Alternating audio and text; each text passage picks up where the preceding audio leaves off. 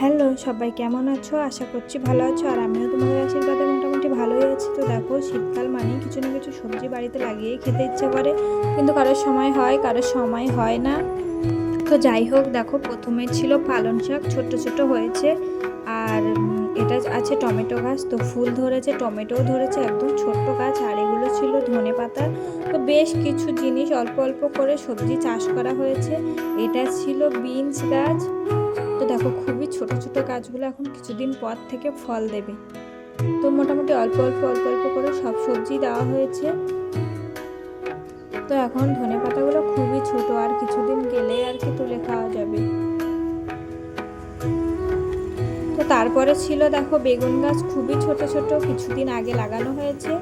তো গাছের চেহারাও মোটামুটি ভালো। তো এগুলো আছে শিম গাছ, তো কিছু শিম আগে তুলেও খেয়েছি, আর এখন কি সুন্দর ফুল ধরেছে।